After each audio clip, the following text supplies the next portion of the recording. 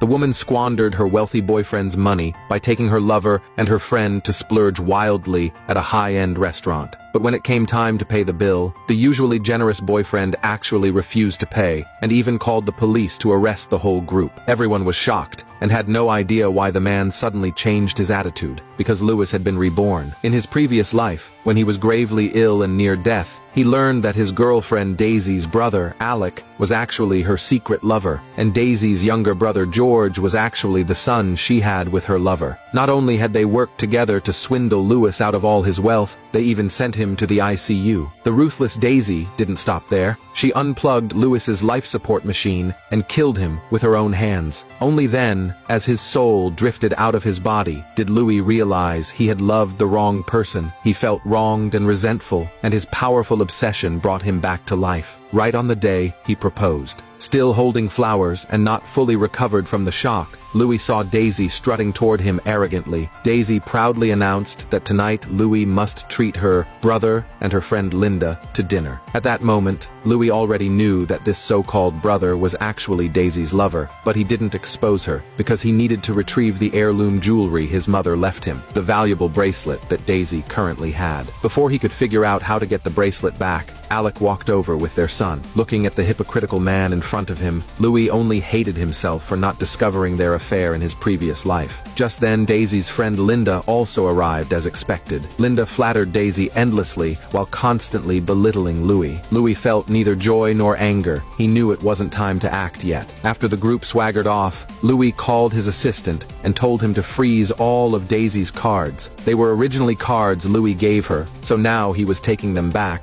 Louis followed them to the upscale restaurant. Watching the group act like they had never seen the world before, Louis simply sat quietly. Linda rushed to order the most expensive dishes, and Alec asked the waiter to bring the finest wine. Since Louis was paying, they had to squander as much as possible. When the red wine arrived, Alec accidentally broke it, but he didn't feel bad at all, and instead asked the waiter to bring several more bottles. Then Alec accidentally broke an antique plate. Linda didn't care at all and said, "Just put everything on Lewis's tab." Louis calmly told the waiter to count all the broken items together at the end. Daisy felt proud. She thought her boyfriend was still as stupid and generous as always, not realizing this was only Lewis's temporary strategy. When it came time to check out, Lewis said that whoever ordered should pay for their own items. He refused to pay. Daisy got angry, but she still pulled out the card Lewis had given her, only to find that it had no money left. Daisy was forced to use Lewis's bracelet to settle the bill. This was exactly what Lewis had been waiting for. But just as he was about to take back the bracelet, Daisy began fighting over it. In the struggle, the bracelet shattered. Lewis exploded with rage. He had endured humiliation all day just to retrieve the bracelet, and now everything was ruined. Furious, Louis immediately chose to call the police and instructed his lawyer to prepare all necessary documents. Everyone thought Louis was joking, until the police arrived and fear finally struck them. Louis threw the documents heavily in front of Daisy and pointed out that all the damages in the private room must be covered by them. At this moment, Daisy's friends started whispering, guessing that the bracelet must be extremely valuable, which was why Louis called the police so decisively. They also began to suspect that the money Daisy, Alec, and George had been spending all came from Louis. But then, Daisy's son suddenly tried to defend his mother, trying to say where their family money actually came from, only for Alec to quickly cover his mouth. Seeing Daisy and Alec's nervous reaction, Louis realized there might be a secret behind all of this. Sure enough, to avoid being taken away by police, Daisy used another card to pay the bill. Louis was confused. He didn't know how Daisy suddenly had so much money. At this time, Daisy and her friends mocked Louis, but Louis wasn't angry. He asked his lawyer to calculate the compensation for the bracelet. The lawyer said that Lewis's ancestral bracelet was worth $3 million.